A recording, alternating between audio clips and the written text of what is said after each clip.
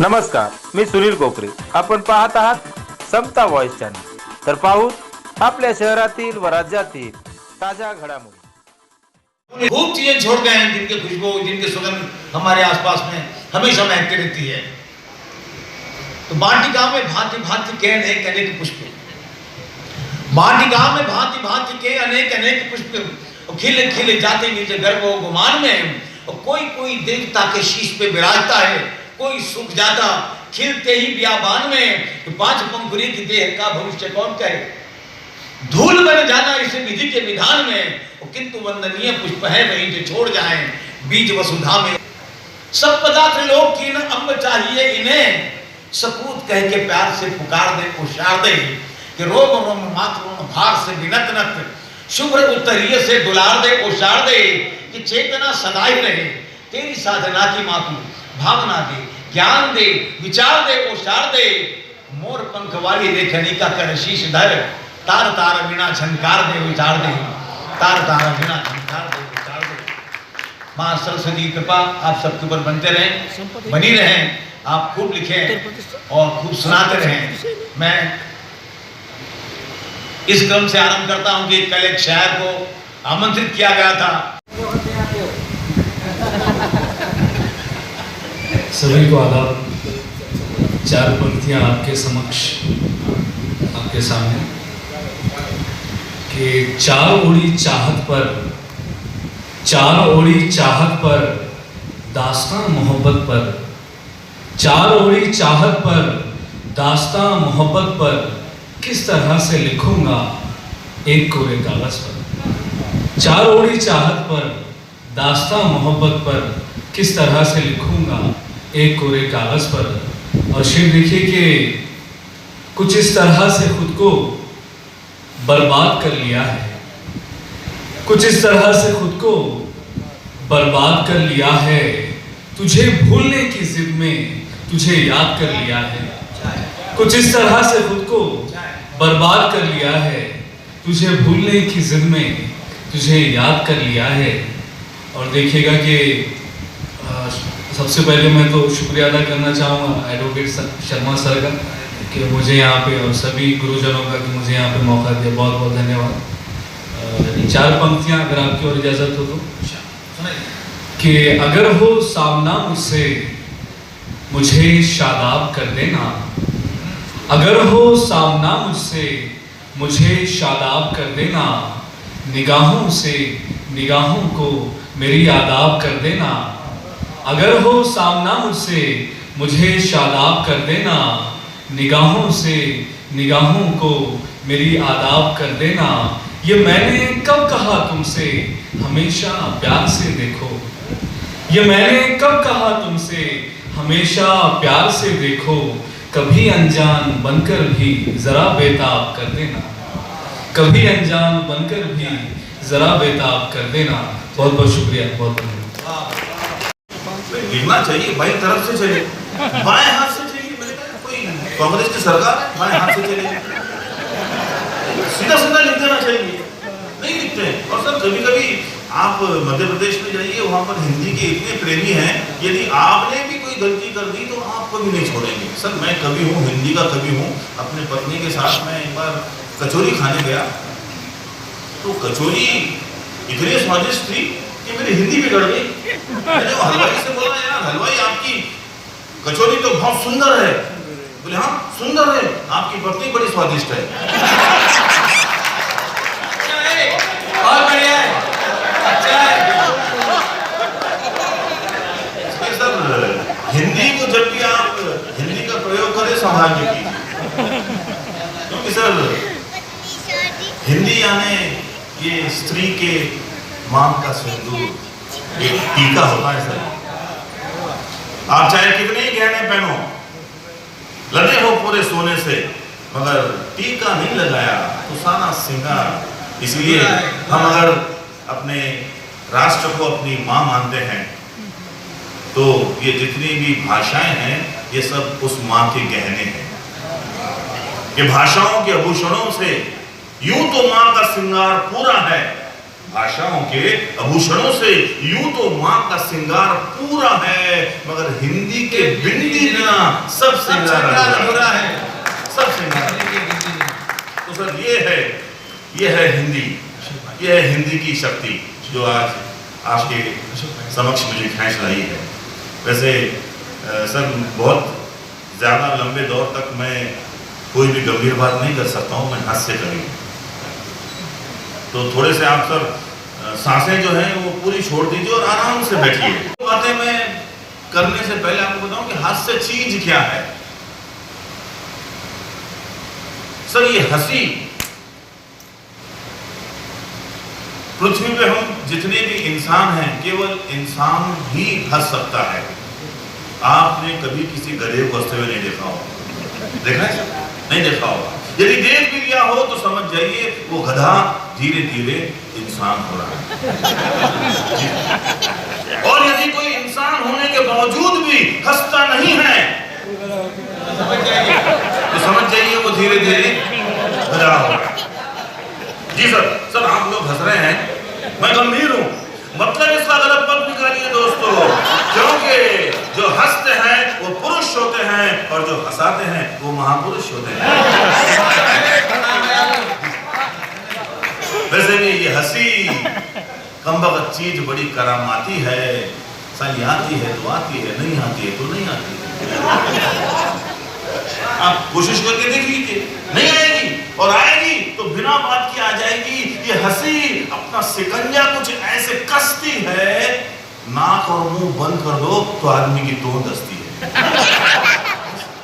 हंसी ये चीज करामाती है। तो सर इसीलिए हंसिए, हमेशा हंसिए, हंसिए सच्चों जैसा हंसिए, हंसिए बच्चों जैसा हंसिए। और दोस्तों तब मत हंसना जब किसी लंगड़े की लाठी छूट जाए, तब मत हंसना जब किसी मजबूर की गाड़ी छूट जाए। सबसे अच्छी हंसी वो होती है, हंसो तो बस आफताब पर हंसो।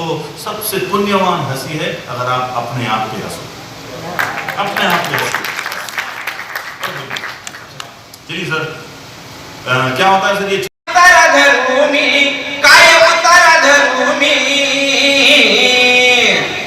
इथं चढ्या भावानं विकन काय मग धतुरा पेरू मी, इथं चढ्या भावानं विकन काय मग धतुरा पेरू मी, इथं चढ्या भावानं विकन काय मग धतुरा पेरू मी। अरे खताचा डोस देऊन ऊस हेव मांडीवाणी झाला सारा, अरे खताचा डोस देऊन ऊस हेव मांडीवाणी झाला सारा। अन 12 महिन्यात जाईना उसवर वाळून आलाय तुरा, अरे 12 महिन्यात जाईना उसवर वाळून आलाय तुरा। पिकाचं कर्ज नि घराचा खर्च, पिकाचं कर्ज नि घराचा खर्च, कशी जतरा करू मी, कशी जतरा करू मी। इथं चढ्या भवान विकन काय मग धतुरा पेरू मी, इथं चढ्या भवान विकन काय मग धतुरा पेरू मी। अरे पिकवली शेती मिळून आम्ही गटाच्या गटाने, अरे पिकवली शेती मिळून आम्ही गटाच्या गटाने। मिळाला भाव तवा काळाला ठाव दिले हातावर वटाने, अरे मिळाला भाव तवा काळाला ठाव दिले हातावर वटाने। हवा तसा कुठं मिळाला भाव, अरे हवा तसा कुठं मिळाला भाव। पिक 17 घेऊन, पिक 17 घेऊन। इथं चढ्या भावानं विकन काय मग धतुरा पेरू मी, इथं चढ्या भावानं विकन काय मग धतुरा पेरू मी, इथं चढ्या भावानं विकन काय मग धतुरा पेरू मी। अरे हिरवसी वाल पाहून देतो उचलतो मनमानी, अरे हिरवसी वाल पाहून देतो उचलतो मनमानी। अरे फिटना देन तवा तो खरी करी तोर मानहानी, अरे फिटना देन तवा तो खरी करी तोर मानहानी। व्याजाला राखीन मुद्दल बाकी, व्याजाला राखीन मुद्दल बाकी। गेला मात्र ठेवून, गेला मात्र ठेवून। इथं चढ्या भवन विकन काय मग धतुरा पेरू मी, इथं चढ्या भवन विकन काय मग धतुरा पेरू मी, इथं चढ्या भवन विकन काय मग धतुरा पेरू मी। आणि शेवट अरे गावरान बाजरी हाबरी अरे गावरान बाजरीन हायब्रिड जे भारी माजलाय शेतात माकुल अरे गावरान बाजरीन हायब्रिड जे भारी माजलाय शेतात माकुल अरे काम करून घाम गाळून जीवन झालाय हापूस अरे काम करून घाम गाळून जीवन झालाय हापूस धान्याचे गोदाम सडविता मुद्दाम धान्याचे गोदाम सडविता मुद्दाम अंगेता उतारा धारुणी गेता उतारा धारुणी इथं चढ्या भवान विकन काय मग धतुरा पेरूमी इथं चढ्या भवान विकन काय मग धतुरा पेरूमी इथं चढ्या भवान विकन काय मग धतुरा पेरूमी निकू अरे पांढरं सोनं पिकवलंय का माती मोल विकू आणि विकल जे ते पिकवलं तर म्हणता तुम्ही आपू आणि पांढरं सोनं पिकवलंय का माती मोल विकू आणि विकल जे ते पिकवलं तर म्हणता तुम्ही आपू मग खेड्याकडे चला मग खेड्याकडे चला याचा अर्थ काय बापू मग खेड्याकडे चला याचा अर्थ काय बापू मग खेड्याकडे चला याचा अर्थ काय बापू अरे एका रात्रीतून व्यापारी होतो माला माल अरे एका रात्रीतून व्यापारी होतो माला माल ज्वारी बाजरी हाबरडी शेतकरी बेहाल उसने नाकुनी मग गांजा कान पिकू उसने नाकुनी मग गांजा कान पिकू मग खेड्याकडे चला याचा अर्थ काय बापू मग खेड्याकडे चला याचा अर्थ काय बापू मग खेड्याकडे चला याचा अर्थ काय बापू अरे पिकत नाही शेती तर वाघेतली की फाशी अरे पिकत नाही शेती तर वाघेतली की फाशी आणि तुम्ही सारे दिल्लीत आणि आमची झाली काशी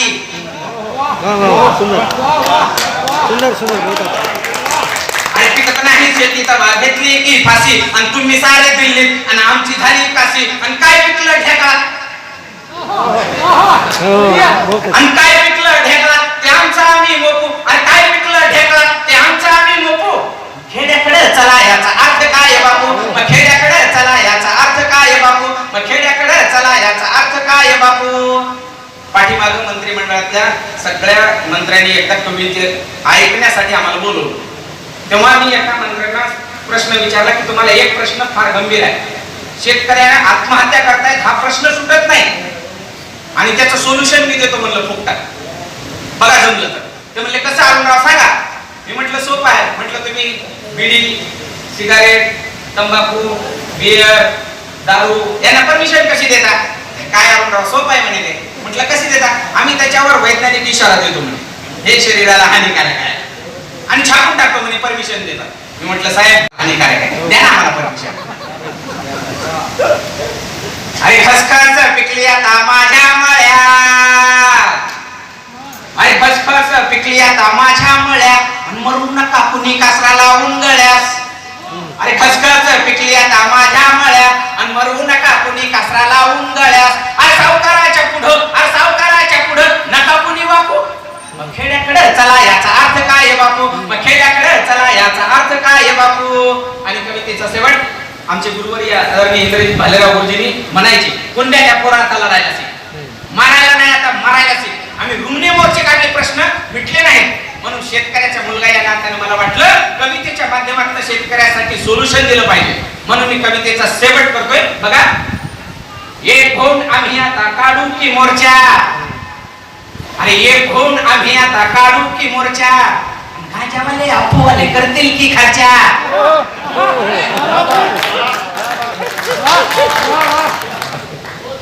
अरे एक होऊन आम्ही आता काढू की मोर्चा आणि गांजावाले अपूवाले करतील की खर्चा जाहिराती बॅनर आणि बातमी ही छापू मग खेड्याकडे चला याचा अर्थ काय बापू मग खेड्याकडे चला याचा अर्थ काय बापू अरे पांढरं सोनं पिकवलंय का माती मोल विकू अरे पांढरं सोनं पिकवलंय का माती मोल विकू आणि विकल जे ते पिकवलं तर म्हणता तुम्ही आपू आणि विकल जे ते पिकवलं तर म्हणता तुम्ही आपू मग खेड्याकडे चला याचा अर्थ काय बापू तो सुशिक्षित उच्च पदस्थ वेल एज्युकेटेड भाषेवर त्याचं कमांड तो सुशिक्षित उच्च पदस्थ वेल एज्युकेटेड भाषेवर त्याचं कमांड म्हणूनच की काय बाहेर पार्टीत जितकं चांगलं बोलतो तितक्याच घाणेरड्या अगदी खालच्या थराच्या शिव्या देतो तिला घरात. तो सुशिक्षित, उच्च पदस्थ, वेल एज्युकेटेड, भाषेवर त्याचं कमांड, म्हणूनच की काय बाहेर पार्टी जितकं चांगलं बोलतो तितक्याच घाणेरड्या अगदी खालच्या थराच्या शिव्या देतो तिला घरात. पावलो पावली हा अपमान गिळून ती शांत. पावलो पावली हा अपमान गिळून ती शांत. शिकलेली असल्याने जरा अधिकच समंजस. पावलो पावली हा अपमान गिळून ती शांत. शिकलेली असल्याने जरा अधिकच समंजस. तिच्या मौनाला तो दुबळेपणा मानतो. तिच्या मौनाला तो दुबळेपणा मानतो. एकदा हा ओला घाव तिने माईजवळ उघडा केला. एकदा हा ओला घाव तिने माईजवळ उघडा केला तेव्हा मायने दाखवले पाठीवरचे ताजे वळ. तेव्हा मायने दाखवले पाठीवरचे ताजे वळ. म्हणाली ढोरासारखं बडवत तर नाही ना. म्हणाली ढोरासारखं बडवत तर नाही ना. आणि बायाही नाचवत नाही उरावर. मग सोस, मग सोस. शिव्यांनी भोक पडतात का पोरी अंगाला. शिव्यांनी भोक पडतात का पोरी अंगाला. ती कळवळली, ती कळवळली. तेलाची वाटी हातात घेऊन मोर पिसागत हात फिरवत राहिली माईच्या पाठीवरून हलका हलका. ती कळवळली. तेलाची वाटी घेऊन मोर पिसागत हात फिरवत राहिली माईच्या पाठीवरून हलका हलका. अन दचकलीच. माईला त्याचं सुख ना दुःख. माईला त्याचं सुख ना दुःख. उलट निर्जीव प्रेतातला थंड गार स्पर्श पोहोचला तिच्या हाडांपर्यंत. उलट निर्जीव प्रेतातला थंड गार स्पर्श पोहोचला तिच्या हाडांपर्यंत. गारटल्या पेशी, ताठरलं शरीर.